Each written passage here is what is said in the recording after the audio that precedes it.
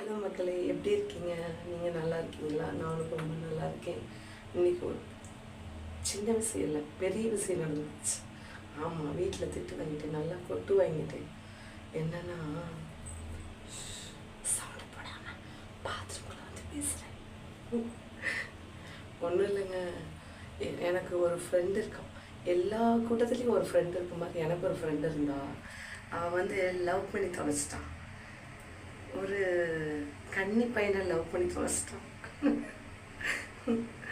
Love பண்ணி தொலைச்சிட்டான். அவனும் love பண்ணான், இவனும் லவ் பண்ணா. பார்த்தா ரொம்ப லவ் ஆயிடுச்சு.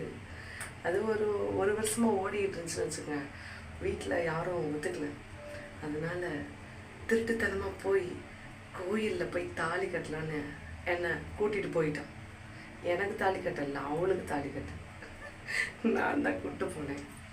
என்னாச்சுன்னா, ட்விஸ்ட்டு அங்கே வந்துருச்சு. என்ன வந்துருச்சுன்னா, கூட்டிகிட்டு போனால், ஆனால் இடையிலேயே அவங்க லவ்வர் ஃபோன் பண்ணி, ஏய் நீ மட்டும் வா, கூட யாரையும் கூட்டிகிட்டு வராத, நம்ம 2 பேர் தான் நம்மளுக்கு சாட்சி, யாரும் வரக்கூடாது அப்படின்னு சொல்லிட்டான். அவன் மட்டும் என் கையில் கிடைச்சான். எதுவும் சொல்ல மாட்டேன், நான் வீடியோவாக இருக்குன்னு பார்க்குறேன். வர வேணான்னு சொல்லிட்டான். என்னை என்ன பண்ணிட்டா தெரியுங்களா? நடு ரோட்லேயே என்னை விட்டுட்டு கழட்டி விட்டு போயிட்டான். லவ்வரை பார்த்தோன்னே ஃப்ரெண்டை கட் பண்ணிட்டு போயிட்டான், சந்தானம் சொல்கிற மாதிரியே. எனக்கு என்ன பண்ணுறதுனே தெரில. இன்றைக்கி அப்படி நடி வீதியில் நின்றுக்கிட்டு இருக்கேன், ஹேண்ட்பேக்கோட. எல்லாம் போகிற வரவங்களாம் பார்த்துட்டே போகிறாங்க, ஏன்னா அந்த பொண்ணு திருன்னு முழிச்சிட்டு போகுதே அப்படின்ட்டு. எனக்கு என்ன செய்கிறது ஒன்றும் புரியல. நல்ல வேலை கையில் காசு வச்சுருந்தேன்னு வச்சுக்கோங்க.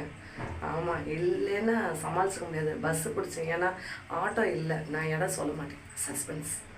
அப்போ ஆட்டோவை தான் ஏறலான்னு பார்த்தேன்.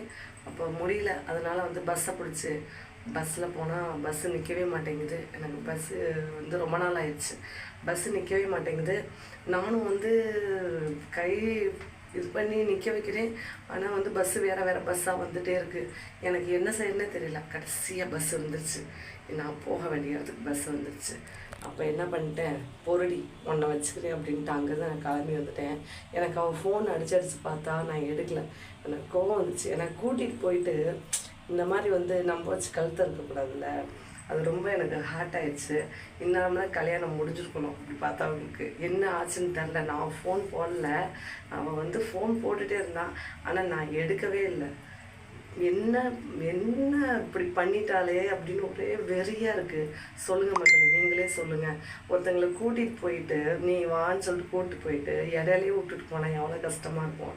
அவளை நாளைக்கு பார்ப்பேன், என்னை தேடி வருவா. அவள் மட்டும் இல்லை, அவள் லவ்வரோடு வருவா. லவர் இல்லை, ஹஸ்பண்டோடு வருவா.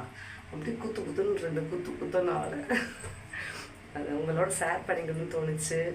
ஆமாம், எனக்கு ரொம்ப கஷ்டமாக இருந்துச்சு. ஒரு பக்கம் வந்து சரி, அவங்களுக்குள்ளேயே அவங்க முடிவெடுத்து லவ் மேரேஜ் முடிவு போய் சரி அவங்க வீட்டில் 2 வீட்லேயும் ஒத்துக்கணும். அதுதான் பெரிய பிரச்சனை.